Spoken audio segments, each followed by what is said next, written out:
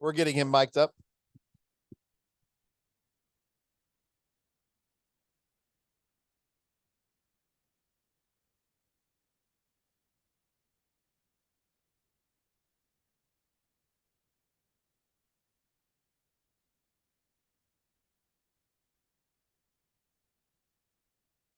All right. Now my mic is energized. Hope all y'all are too after the break. I want to welcome Jeremy Ford to the podium. He grew up sort of small town near Huntsville, where he was sometimes on the good side, sometimes on the bad side of his high school class, but of 24, he said, very small school. But upon completing his high school, he served United States as a Marine, and he has a very extensive experience in defending our freedom, and we all should thank him for that. But after he got finished with the Marines, he decided he wanted to go back to school, and he went to University of Alabama and got his bachelor's of nursing, and that was in Tuscaloosa. Then he wound up going back right into the trauma field at UAB at the emergency room, and he served as an emergency room nurse there for a few years, and now he is a owner of a medical case management firm now, and has been doing that, I guess, since 2015. So extensive experience, and we look forward to Jeremy speaking with us today. So without any ado, go ahead. Thank you, Dr. Samuelson. Appreciate it. First, I would really like to send a thank you to people at AWCO for asking me to come up here and do a presentation. I do appreciate it for me to have the opportunity to stand in front of you guys today. So they asked me to talk about catastrophic case management, and the theme they gave me or assigned me was the good and the bad and the ugly. And I figured it was somewhat appropriate, since if you've ever dealt with a catastrophic claim, if this will work, it's never good, it's mostly bad, and it's almost always ugly when we're dealing with this stuff. So going on to exactly what we're going to cover here. This thing is not cooperating. All right. First, we need to try to define the problem, exactly what we're dealing with on a catastrophic injury. What is exactly a catastrophic injury or trauma? And I'll use those two terms interchangeably throughout the presentation, catastrophic and trauma. And then we need to look at the definition of roles of the case manager. Then into practice, what does that look like? So when a case manager is assigned to a particular catastrophic case, what exactly is it that we do? Next, we'll go into exactly why case management is necessary on these particular cases. And then finally, some key concepts that I think are very important when we're talking about either case management in general, but specifically in catastrophic injuries.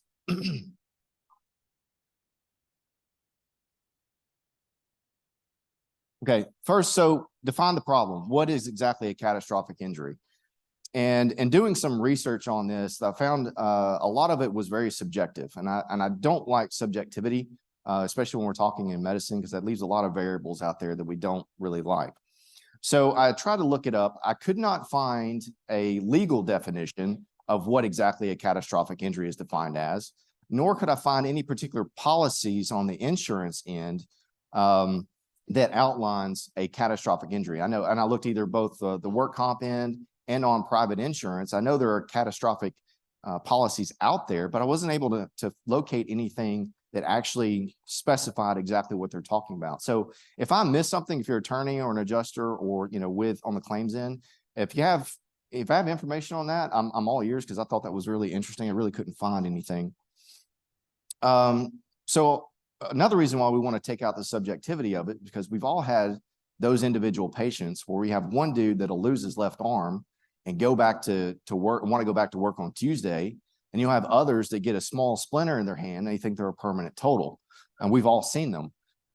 So again, trying to take that out of it, and again, give less argument on the plaintiff side, because they're going to claim everything. So the first thing that I went to is a medical dictionary that I have sitting there on my desk. And it defined a catastrophic injury as an injury that requires intensive, highly specialized life-supporting care of an acutely ill or severely traumatized patient. So now we finally have some descriptors around it. intensive, highly specialized life-supporting care, acutely ill, severely traumatized patient. So we go on from there. And I also looked up trauma in the medical dictionary. And trauma was defined as a physical injury caused by a violent or disruptive action or by the introduction to the body of a toxic substance. And the second definition on that was a psychic injury resulting from a severe emotional shock. And again, it has to include the psychic injury portion of that, because unfortunately, we don't really know how an individual patient is going to take that trauma or that injury mentally. Again, some of them are going to think it's no big deal. Others are going to milk it for all of it's worth.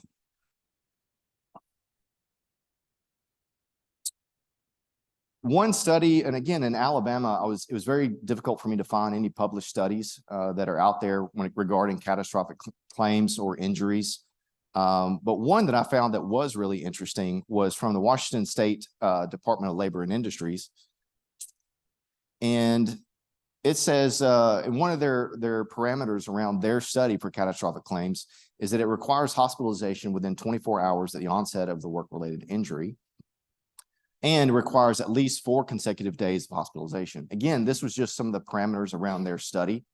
And again, you know, if there's a particular policy on your particular insurance company, you can deviate a little bit from that. But this is what they just had around for their study. And I thought an interesting was 4 consecutive days of hospitalization. I know probably a handful of us have seen what we would consider a catastrophic injury, such as an amputation. You know, if it's a clean cut, they might be out of there in 2, maybe 3 days. But again, for their study, 4 consecutive days. So for the purposes of this particular presentation, I came up with this definition that we can kind of use for a catastrophic or traumatic injury. One is that's acute physical injury requiring immediate and specialized medical treatment, resulting in permanent disfigurement or significant and functional limitation with the potential for psychological damage. And again, I put potential in there because that's a variable that we just don't know right off the bat. So some examples of catastrophic injuries, amputations are going to be one of those as soon as my slide comes up.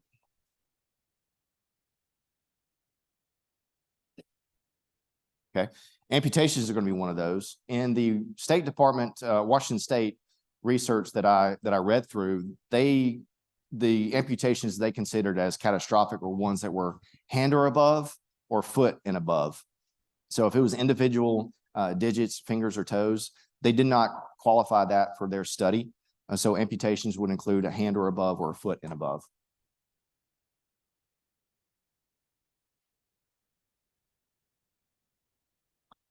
Next, head and brain injuries. I think that's pretty obvious, you know, for lack of a better term, that's a no-brainer.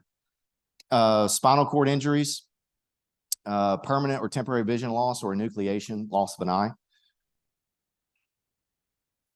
Burns. And again, I put an asterisk on this one because not all burns are going to be catastrophic. We've had some that might be an isolated grease burn from, you know, a restaurant or something like that. That's not going to be a catastrophic claim. The burns that the studies that I've shown, or I should say I've read, indicate the burns with a total burn surface area of about 20% is listed as major. So that would then kind of more than likely qualify as a catastrophic type injury. Open wounds. Again, we're not talking about every single open wound that we're going to come across. I'm talking about massive gashes that's going to lead to a lot of blood loss, potential for infection, and possibly some open fractures. And again, I put fractures down there. A lot of the claims that we deal with, a vast majority of them are going to be orthopedic in nature, and a lot of those are going to include a fracture. So not all fractures are going to be catastrophic, but if you're talking about maybe bilateral femoral fractures or pelvic fractures, those can be very dangerous and easily go into the catastrophic category.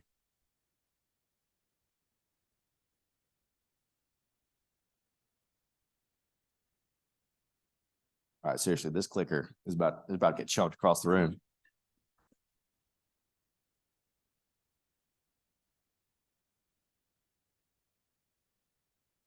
All right, can you go to the next slide, please? All right, then again, now that we've gone through the medical portion of a catastrophic injury. So now we need to define and look at the roles of the actual case manager. So medical case manager, this is a little bit easier to find. So this was published by the Department of Industrial Relations in the Administrative Code. Medical case management is defined as the process of assessing, planning, implementing, coordinating, monitoring, and evaluating the services required to respond to an employee's healthcare needs to attain the goals of quality and cost-effective care.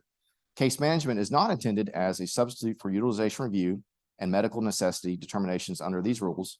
And I have this highlighted for a reason. Case managers are not permitted to deviate from or alter a medical regimen ordered by a treating physician. Okay, so again, in the beginning of this definition, it obviously outlines the roles of a case manager, but also its limitations. Case managers are not permitted to deviate from or alter a medical regimen. Okay, I have no problem going to Dr. Samuelson and asking difficult questions of what may be or may not be related to a particular injury. But once he says, yes, it is, my hands are tied at that point. I have to move forward with whatever treatment plans he feels is necessary for that injury. Next, can you hit next, please? Again, at the bottom, assess, plan, implement, coordinate, monitor, and evaluate. So then we're going to go into the actual practice of case management. So once we get assigned a claim, what is it that we do as a case manager to help the process move along? We're going to assess. All right. So exactly what are we going to assess? The mechanism of injury and associated diagnosis. All right. That all starts with the phone call that we're going to get from that adjuster. Okay. Unfortunately, most of the time it happens on a Friday afternoon when I'm getting ready to go home, but that is what it is. So as much information as I can glean from that adjuster. Hey, we had Joe fall at the workhouse and he's now at UAB hospital. Okay. Well, if that's all they know, then that's all I know. But if I can gain more information, how far was the fall? How did they land? Was it witnessed? Any other information that I could build a framework in my head of what I might be looking at when I get to the hospital is only going to help us in the long run. So next, when I actually get to, I'm just going to use UAB as a reference. When I actually get to UAB, we're going to look at the physical condition and symptoms. Okay.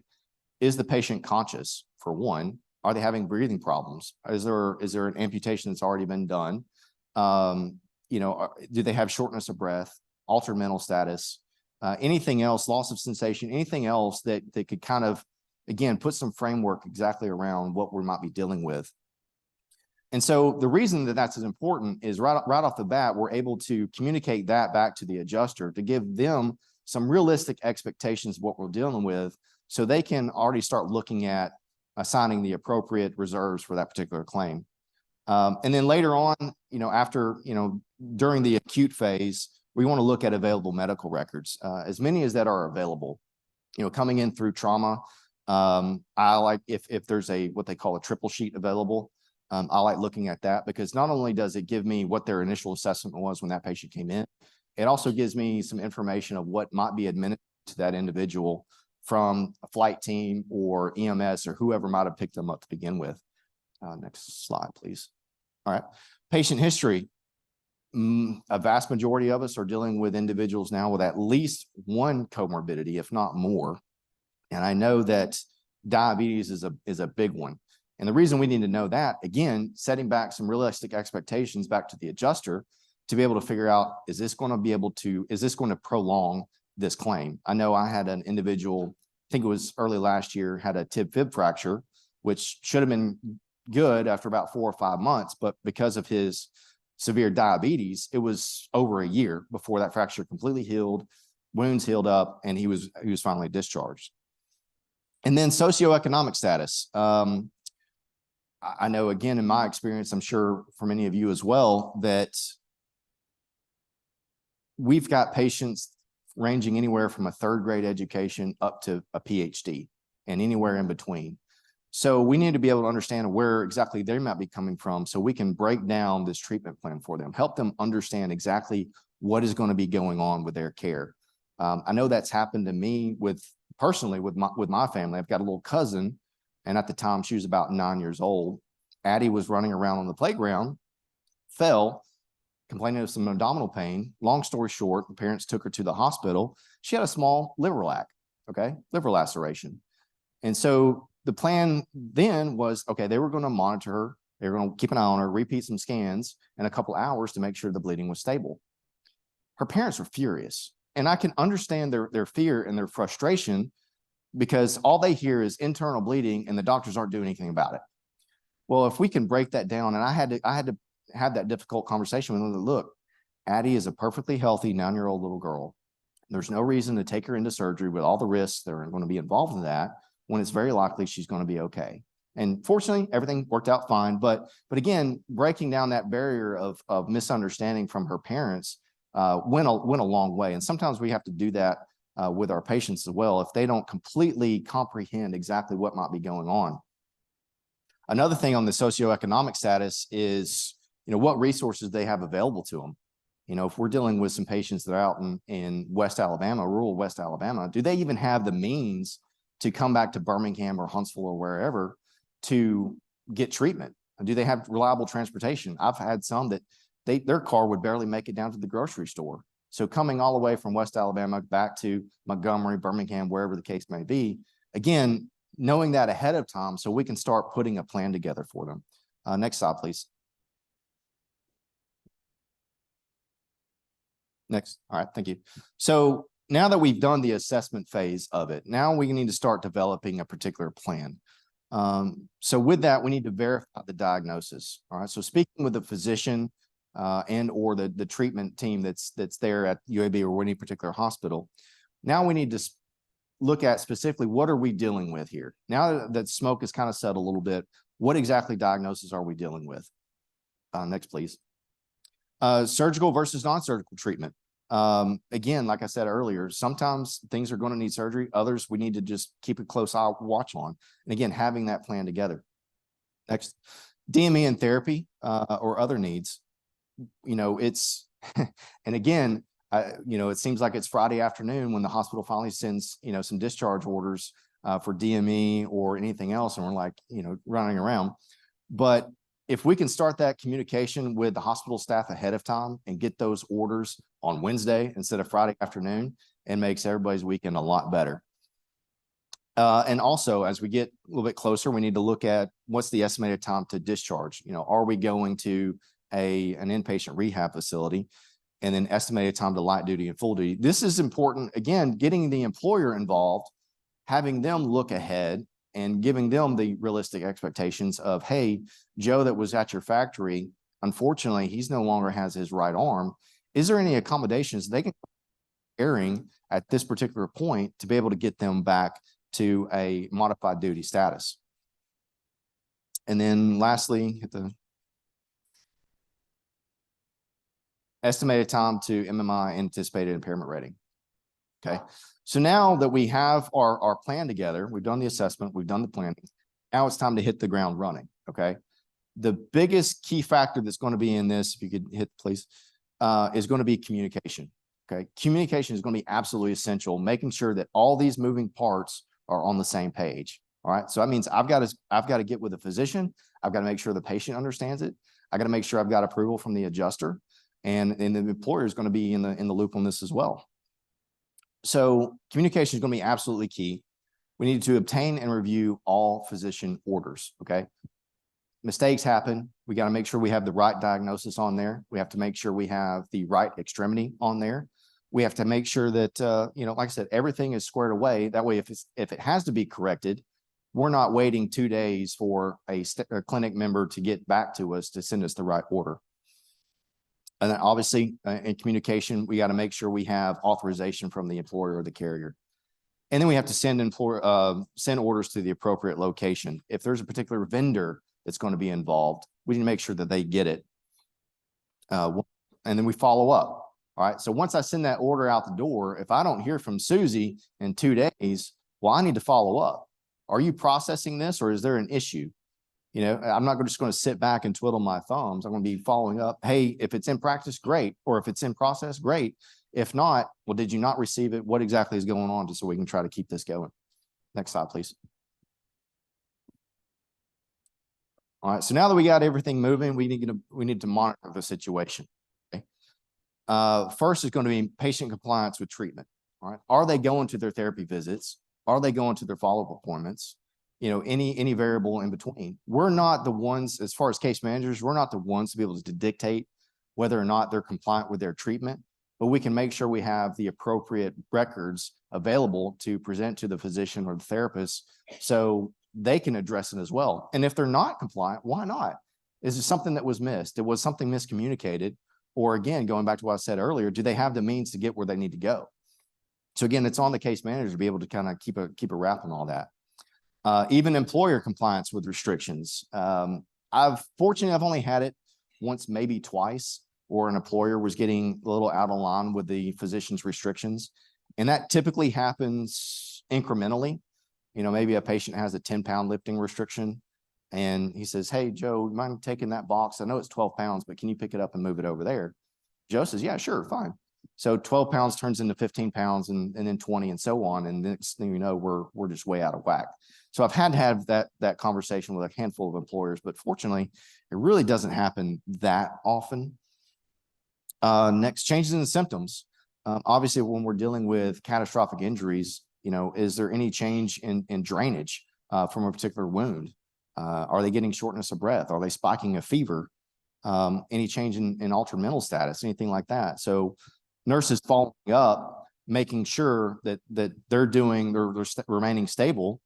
And also, if they're not, then we can get back with Dr. Samuelson and get a clinic visit instead of the patient just running off to the ER or wherever and spiking up the medical cost.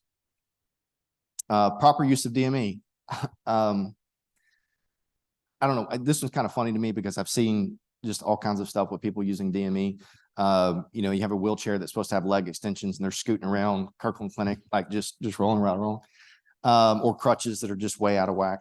And then when necessary, communicate with the treating physician on possible modifications to the treatment plan. There's a handful of scenarios that I have with this one, but sometimes we just got to look out for the patient's best interest. I've noticed a lot of clinics now, they want to bring patients into their internal physical therapy departments. And that's understandable. But if a patient is 45 minutes away, that's not really, can we work on finding a happy medium there? Next slide, please. So after all that, why is case management necessary? All right, we're looking at medical costs that are already going to be incredibly expensive. So the adjuster might be looking at, well, why do I want to use the extra expense of getting a case manager on a particular claim? The biggest one is cost containment. Okay. And I hesitate to say cost savings because again, it's going to be incredibly expensive. Okay. But with a case manager that we're able to get in right away, be speaking with the hospital staff and the physicians and saying, hey, we have these assets available for us with these network providers. Okay, so we can get in with a therapy clinic or an inpatient rehab facility to be able to contain whatever you have contracts with, to be able to contain that overall cost and make sure it doesn't just get way out of hand. And then we can identify and clarify some incidental findings. I know in my experience at UAB in trauma, it may have changed recently. I'm not exactly sure, but the standard scans were you come in, if you're a trauma patient, and the CT of the head, neck, chest, abdomen, and pelvis. So from here to here, you're getting a scan and everything's getting checked out. Well, with that, it's entirely possible that you have something else gets located. I know one time I had a patient, they found a bone cancer for him. So if we can identify some of these incidental findings, so we're not looking at taking care of an issue that's not really related to our particular injury. And again, any incidental findings, patients come in with electrical shock and they've got AFib. Well, was this pre-existing or did the electrical shock throw him into AFib? And again, asking those difficult questions so we can start heading in the right direction. Hit it again, please. Efficient communication and coordination. So again, as case managers, we're in a very unique position that we have access to everybody that's involved in a particular claim. We do have obviously the patient that we got to maintain communication with if we're able to. Go back. Thank you. Patient, the employer, the insurance carrier, and the physician. Again, if there's any point of contention among any of those, as a case manager, thank you. As a case manager, we can work on trying to get that mitigated. All right. Next, please. Again, development of professional relationships for the case manager. We're the main point of contact. If there is a discrepancy in an order, then we can get with the physician to make sure that gets taken care of. And in the Washington State research that I was referenced earlier, there was a higher level of worker satisfaction when they got back to work on claims that had a case manager versus those that did not. So again, patient gets back to work, they feel like their needs are getting taken care of and everything else. So it was really important for them to do that. Next slide, please. So as Fred mentioned earlier, some key concepts I want to go over, Fred mentioned yesterday, some key concepts I want to go over, and this is across the board, but it comes really important when dealing with catastrophic claims. The nurse has a fiduciary relationship with that patient, okay? We are acting in their best interest to make sure they get taken care of. And going back a little history lesson, obviously Florence Nightingale is noted for being the founder of modern nursing. And her Nightingale Code is, I will devote myself to the welfare of those committed to my care. Okay, so that goes back a long way, and we're there to assist the physician in his practice as well. Another big thing is integrity. All right, we're approaching these patients that had a significant injury, okay? Very significant injury, and they're very scared, and they're in a very vulnerable state. Me sitting at the foot of the bed, they have to be able to trust me right away, okay? And I can't do anything to change that or to hurt that. I know for me, they always say that you're not supposed to bring up religion or politics, but guess what? It's my presentation, so here we go. For me, if you look in Matthew chapter 22, Jesus is teaching at the temple, and one of the Pharisees comes up to him and asks him a question. And he says, teacher, what is the greatest commandment? And Jesus says, love the Lord your God with all your heart, all your soul, and all your mind, for this is the greatest commandment. The second is similar. Love your neighbor as you would love yourself. All the laws and all the prophets hang on these two commandments. So love your neighbor as you would love yourself. Do unto others. Okay, so the golden rule. And I know a lot of people want to take that to mean that you have to be nice to everybody. And yes, that is part of it. But some of the people that I love and respect the most are the ones that also jerk a knot in my rear end whenever I screw up. So having a level of integrity goes a long way. And for us as nurses, we're the most respected profession for 17 consecutive years on a Gallup poll. Okay, 84% approval rating. So that's pretty good. And I don't want to do anything to damage that. Now, attorneys, any attorneys in the room? Like, we're killing you guys. Like, it's not even fair. And then next, Congress has about 8%. So before I get to my last, as I get to my last slide, that's fine. Go ahead. So this was a quote actually from my nursing instructor. I started my second semester, and when she said it, I don't think she intended for it to be as profound as I took it. But she told me, she's like, you might be treating a disease, but you're always taking care of a person. And that really impacted me from even that point on when I was working at UAB and even now, is that it seems like we want to put dollar signs on a diagnosis. And I understand that that's part of our role and that's part of what we do. But we also have to understand that on the other end of that is Joe that was working at the factory, just trying to, provide for his family, and something bad happened. Okay. So again, I appreciate everybody's attention. And if there's any questions, I'm happy to ask them now, or if anybody wants to meet me afterwards, that's fine. Thank you. Does anybody have? Does anybody have any questions for him? Yeah. Okay, go ahead.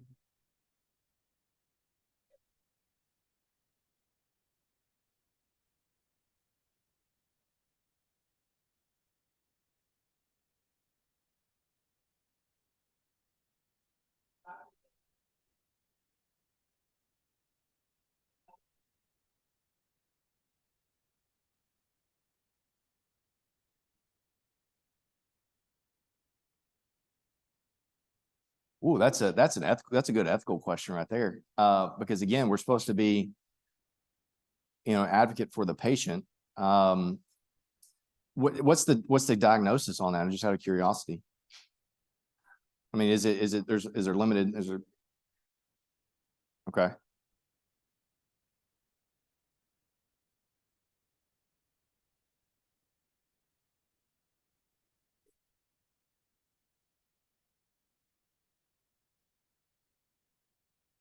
Right.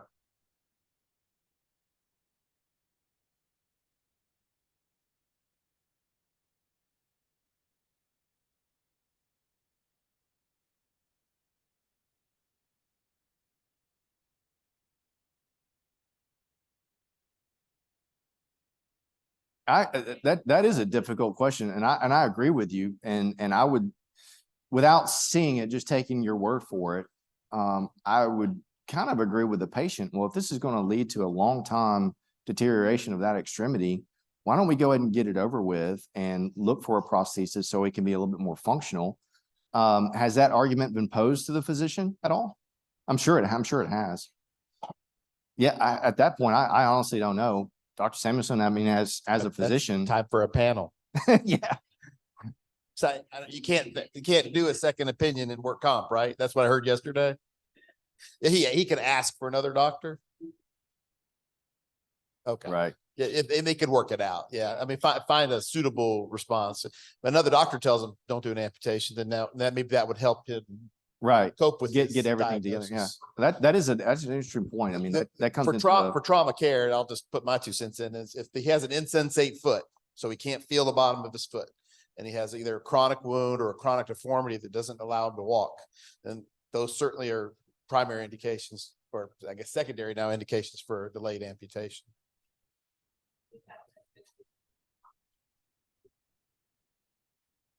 right. You could work out, I think they said you could work out yesterday. One of the lawyers said you could work out a kind of a suggestion for an alternative, decision or treatment. I would talk with the adjuster. Yeah, that's a very interesting case, honestly. And I'd like to follow up with you and see how that goes, honestly. Well, thank you very much. I think we have to move on to our next speaker if they're here.